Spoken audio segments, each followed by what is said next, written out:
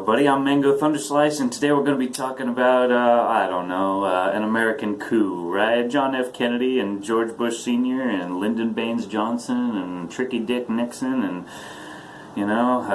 Israel, I guess, and a whole bunch of other stuff, right? Because, Kennedy was killed a long time before I was born, but the world that I've been born into is the world that was created on that day when he was killed, right? So I've only known living in the empire, right? I have no conception of America as a republic or a decentralized, federalist system. It's always been just an empire since the day I was born.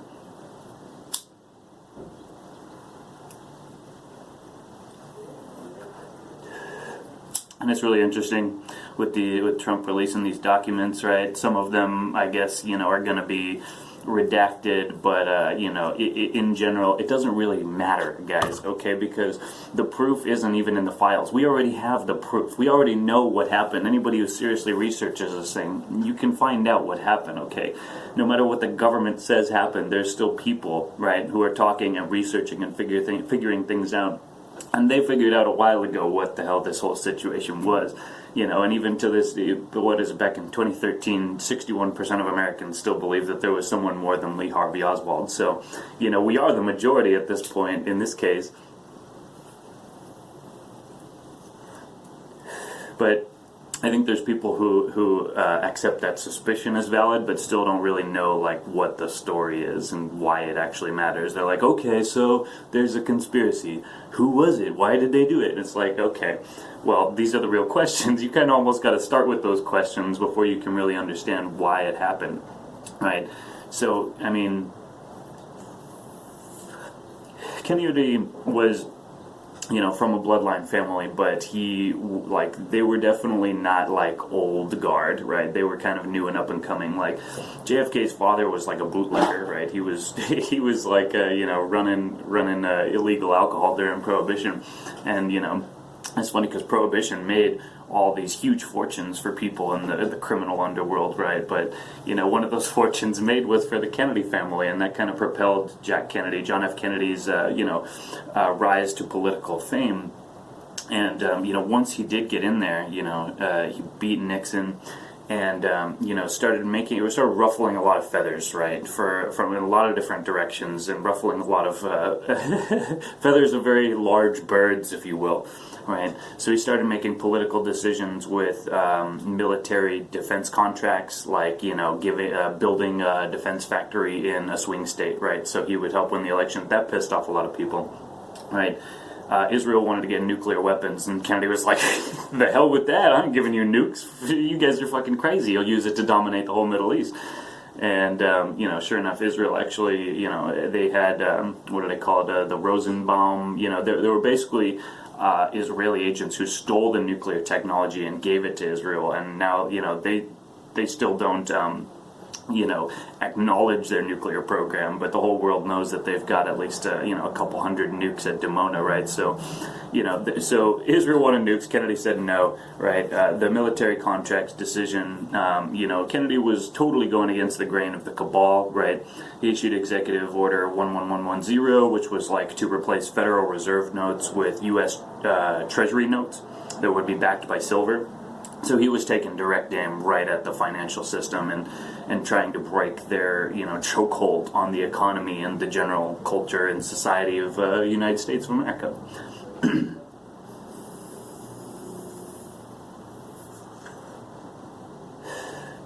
Right, so that was a big one, right?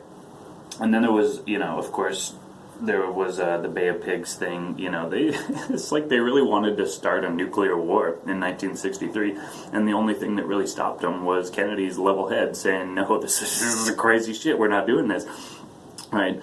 And, so in so many different directions, he was basically just bucking the trend and, flipping the bird to everybody, and there started, at some point, of course, everybody's familiar with the speeches he came out for. We are opposed around the world by a covert conspiracy, It relies primarily on subversion rather than elections, et cetera, et cetera.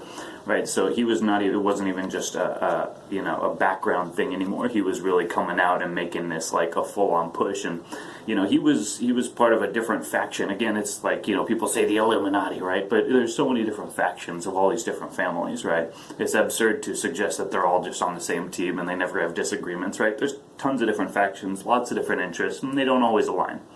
Right, so even though Kennedy's from a bloodline family, right, and there's it's like there's no perfect humans in this world, right?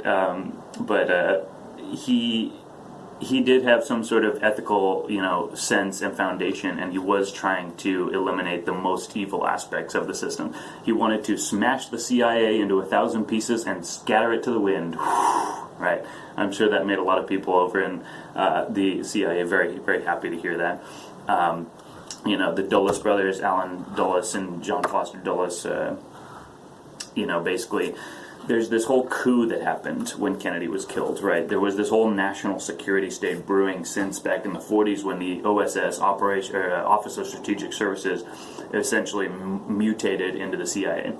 And it's interesting, you can watch the movie The Good Shepherd with Matt Damon and Angelina Jolie. Like, basically, in that movie, that's the story of the creation of the CIA.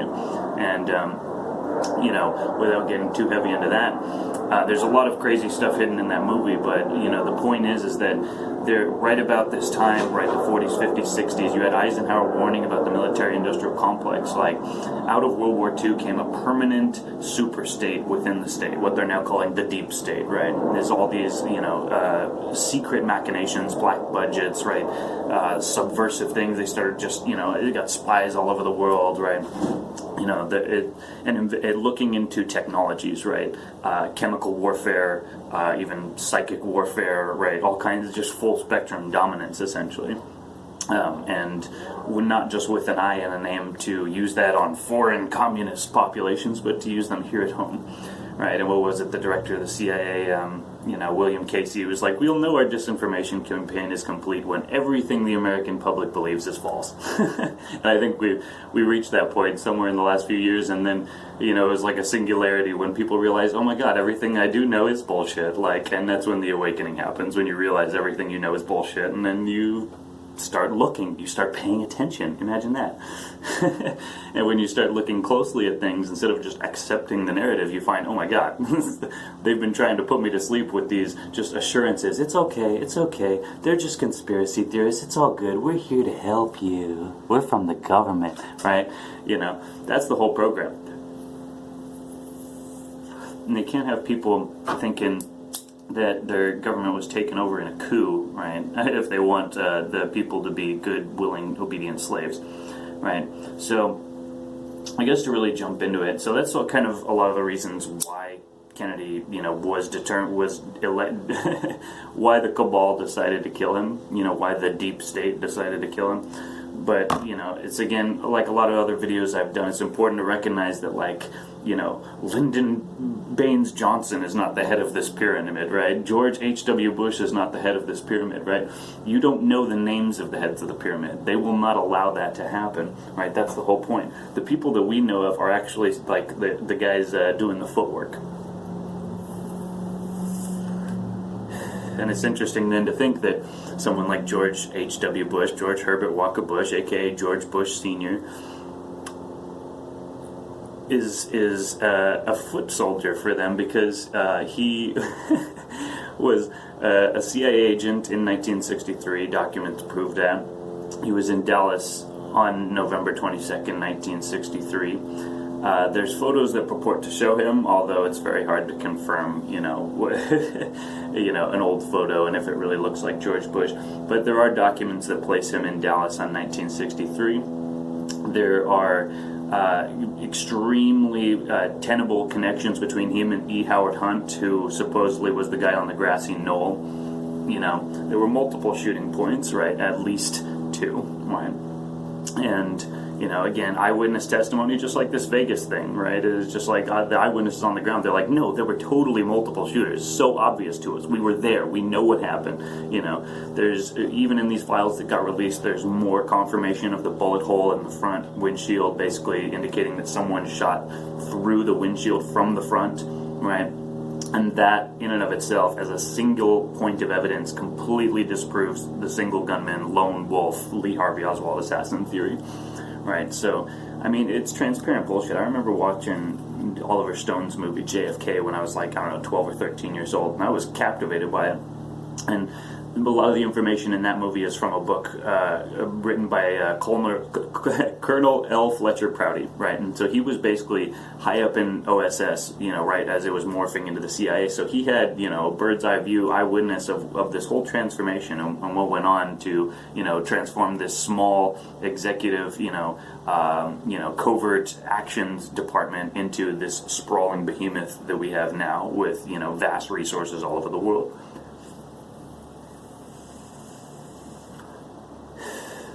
Because what happened when Kennedy was killed was not like a singular event that just happened that day and it ended. No, it was the beginning and end of a whole new reign of governance.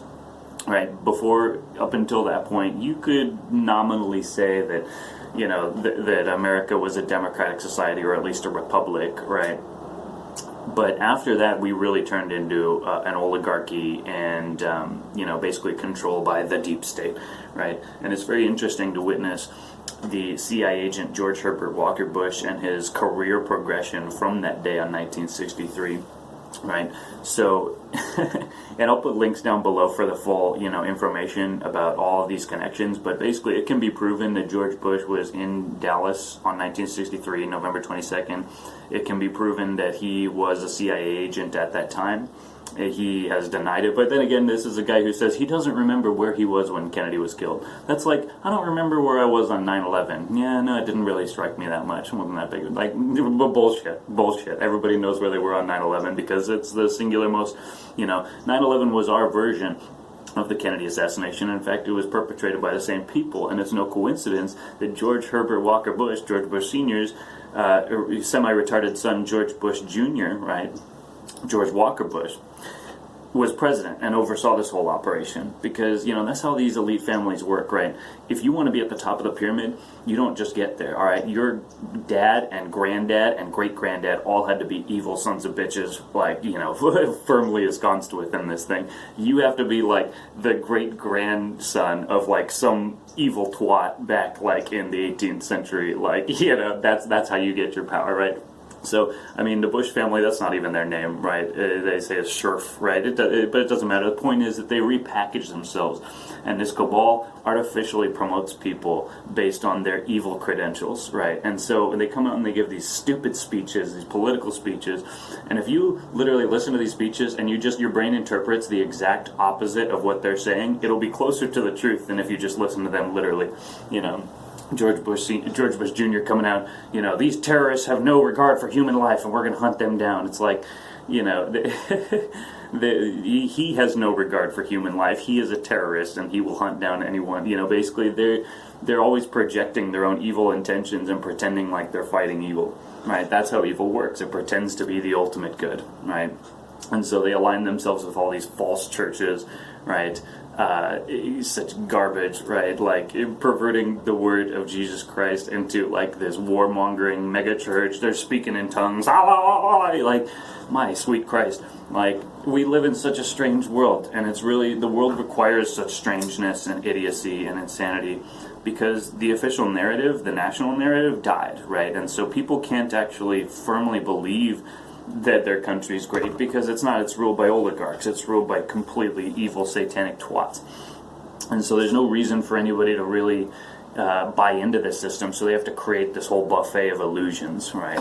And even L. Fletcher Prouty goes back to a document called the Iron Mountain Report on the Possibility and Desirability of Peace, right? So with the advent of nuclear weapons, conventional warfare could not exist anymore, because up until that point in history, war means total war. You fight to destroy your enemy, and you destroy, basically their entire means. But as soon as the nuclear weapons came onto the picture, that can't happen anymore, because you'll destroy literally the entire world. So, by the sheer state of the strategic scenario, unlimited war, total war can no longer exist. But the thing is, limited war doesn't really exist either, because if you're fighting but not fighting to destroy your enemy, you're not really fighting, okay? So with the advent of nuclear weapons, it became evident to all the different parties that some form of global government would be inevitable.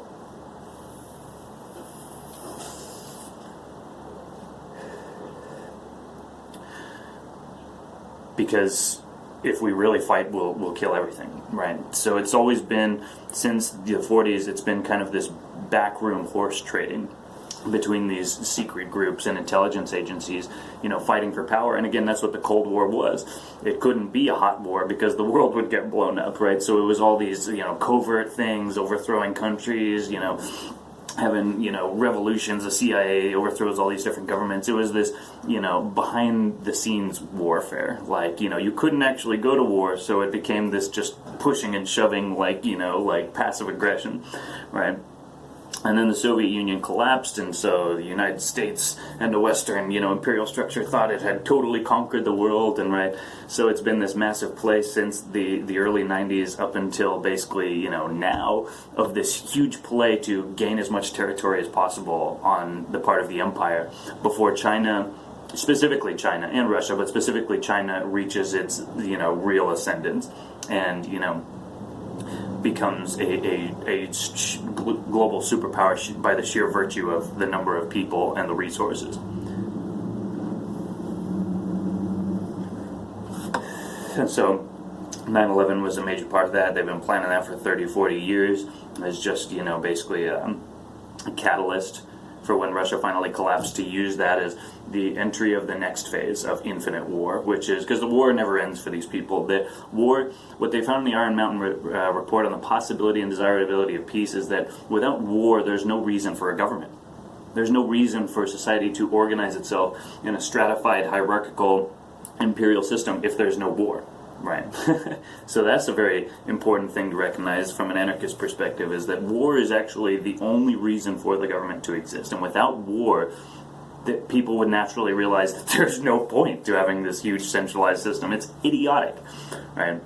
So they create all these replacements for war, right, in this document, like hypothetical replacements, blood games, like going back to Roman times, bread and circuses, which, go to an average chicken wing bar and you'll see that bread and circuses has definitely been rolled out.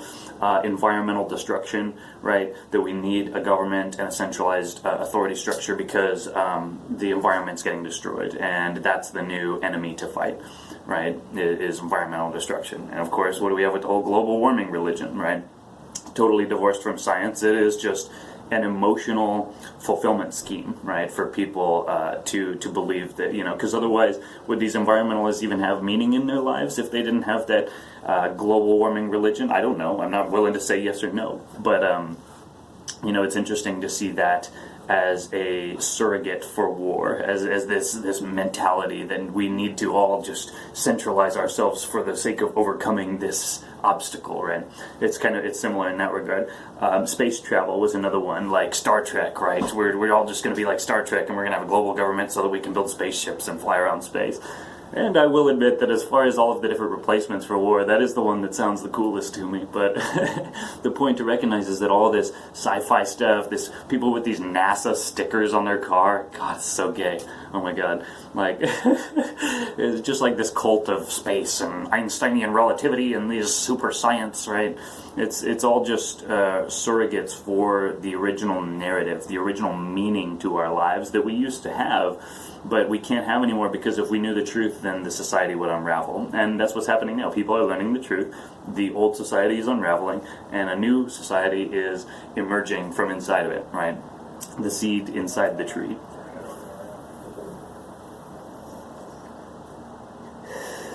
So it's just very interesting. We just watched the new season of Stranger Things on Netflix. Great show. It's funny because it's set in 1984, and they got all these Reagan-Bush presidential campaign ads in the front lawn and stuff.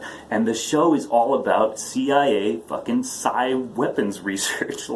It's just really interesting. And that's what I loved about the first season, is it really is so blatant that it's so obvious this is the CIA in this show.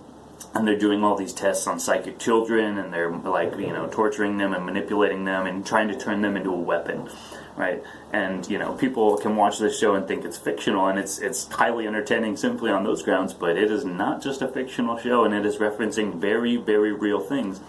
And again, it's interesting because George Bush Sr., you know, CIA, like all these chemical weapons, psi weapons, you know, research came out of the 40s and 50s. So, I mean, and George Bush was director of the CIA before he became vice president with Reagan, right? And even before that, it was, you know, it was what Nixon, right? And Nixon's just a lackey for the Bush family, too. So it's like after Kennedy, you had LBJ, who was also in Dallas on that day, Nixon, who was also in Dallas on that day, and they all got to see what happens when a president, supposedly the most powerful man in the world, goes against the cabal, right? You get your head blown out in public in Dallas or in some other city. But the point is, don't go against us or else we have the power to take you out. It doesn't matter how powerful you think you are. So we've had total lackeys since then, and that's what the whole thing about Trump is now here is the first president we've had since Kennedy to brazenly and publicly go against this, you know, secret cabal, this deep state, right? This intelligence apparatus that controls the government. And it's beautiful, his war against the media, because as we all know in the alternative, the alternative, right? We're not the alternative anymore, we are the culture, you know, that you know, these media companies, all these journalists, right? They're all bought and paid for. They're all assets of the CIA. Nothing on the TV is real news. Nothing. 0%. Okay. At most, you're getting some semi-relevant editorial about something that actually happened. You know. But so it's just, people trivialize this. Oh, conspiracy theorists. But no, we lost our national narrative when Kennedy was killed that day. We lost our ability to rationally think about subjects, and we replaced it with this buffet of illusions, these just smorgasbord of lies, right? These, you know, whether it's a religious illusion, a scientific illusion, right, an atheist illusion, right, a military illusion, right, or just a nihilist illusion, just sink into drug abuse, right, and of course, who's moving to drugs? George Bush Sr., right? George Prescott Bush financed the Nazis, got prosecuted under Trading with the Enemy Act.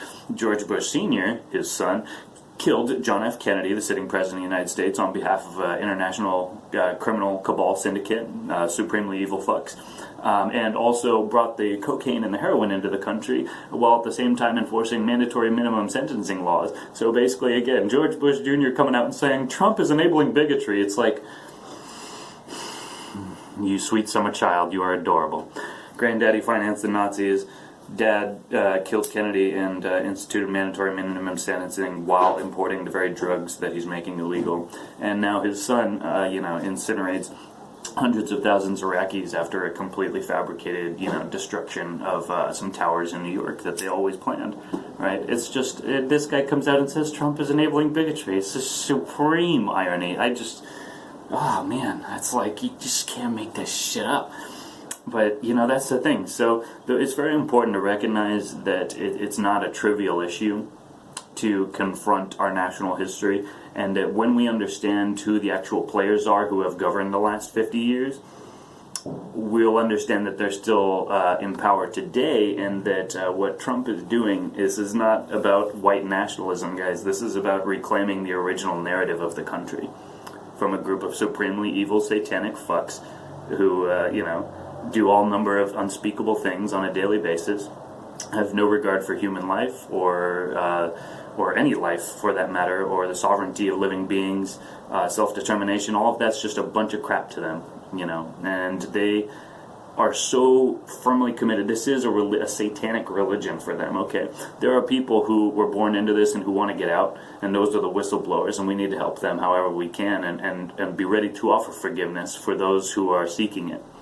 But there are also the other faction of the real demons running amok on this plane, and there's only one thing that they know. There's only one language that they speak, and soon they're going to get a whole essay, a whole summons delivered to their door, reminding them of all the crimes they've committed, and that yes, actions do have consequence, and now you will get to taste your own medicine.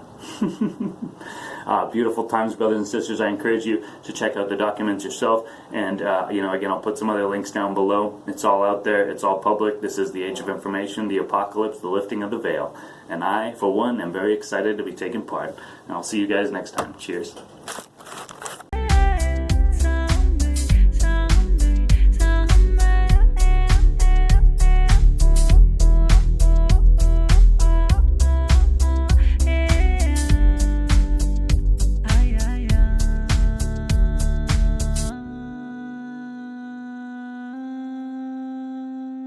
I